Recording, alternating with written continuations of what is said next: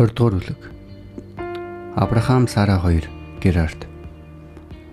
Авраам тэндээс Негевийн нутаг руу нүүж Кадеш, Шуур хоёрын хооронд сууршаад дараа нь Герарт төр зур бодлоо. Тэр үедээ Авраам өөрийн эхнэр Сараг миний дүү охин гэж хэлсэн учраас Герарын хаан Авимелех хүн илгээж Сараг авчээ. Гэтэл бурхан шөнөөр Авимелех дээр зүүдэнд нь хурч ирээд түүнд хэлсэн юм. Чи авсан энэ эмэгтэйгээсээ болж өгнө. Учир нь тэр эмэгтэй бол гэрэлсэн эмэгтэй гэв. Авимелех тэр эмэгтэйтэй ойртойгоо байсан тул эзэн минь ээ, та зөвхт үндэснийг устгах гэж үү?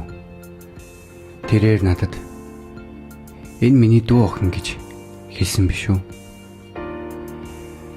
Энэ эмэгтэйч бас өөрөө энэ миний ах гэж хэлсэн. Би энэ хэргийг гэмгүй зүрх, зэмгүй цэвэр гараар үлдсэн билээ гэв. Бурхан түүнд зүүдэнд нь тийм ээ. Чи үүнийг гэмгүй зүрхээр үлдсэнийг би мэднэ. Мөн чамайг миний эсрэг нүгэл хийхээс хамгаалсан би бөгөөд чамайг би түүн рүү хүргүүлээгүй юм. Одоо чи тэр хүний эхнэрийг буцаа. Тэр бол иш үзүүлэгч мөн бөгөөд тэрээр чиний төлөө залбирна. Тэгээд чи амьд үлдэх болно. Хэрв чи түүнийг буцаахгүй бол чи болон чиний харьяат бүхэн зайлшгүй өгөх болно гэдгийг мэдэж ав гэв. Авимелех өглөөрт босоод хамаг зарц раа дуудаж тэдэнд энэ зүйлийг бүгдийг нь хийсэн тэр ихэд байв. Авимелех Авраамыг дуудаж чи бидэнд юу хийчих вэ? Би чиний эсрэг ямар нүгэл хийсэн болоод чи намайг болон миний хаан тулсыг ийм их нүгэл унгаах гэвэ. Чи хийх ёсгүй юмыг надад хэлээ гэв.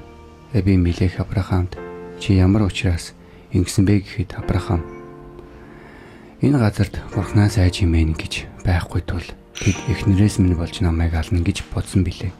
Тэгэж Сара үнэхээр миний дүү охин, миний эцгэн охин, харин миний ээжээс төрөөгүй. Тиймд тэр миний эхнэр болсон. Бурхан намайг эцгийн минь гэрээс гаргаж тэнүүлжлүүлэхэд би түүнд бидний очисон газар бүрд чи намайг энэ миний ах гэж хэлээрэй. Тэр чинь чиний надад үзүүлэх инрэл хайр мөн гэж хэлсэн юм гэв. Авимелех богмал үхэр сүрэг эрэгтэй эмэгтэй зарцрыг авч Авраамд өгчээ. Бас түүний эхнэр Сарыг ч бас түүнд буцаан явуулжээ. Авимелех харагтун газар нутаг минь миний өмнө бай. Чи хаа дуртай газартаа амьдр гэв. Тэр бас Сарад харагтун би ахад чин 1000 шикэл мөнгө өглөө. Энэ бол чамтай байгч бүгдийн нүднээ чиний хөрх болоо. Чи бүхний өмнө цагаатлаа гэв. Авраам бурханд залбирсанд Авимелех болон түүний эхнэр шивчэнгүүдийг бурхан эдгэж тэд хүүхэд төрүүлжээ. Учир нь Авраамын эхнэр Сарагаас болж Авимелехийн гэр бүлийнхний өмнө бүрийг эзэн хаасан байжээ.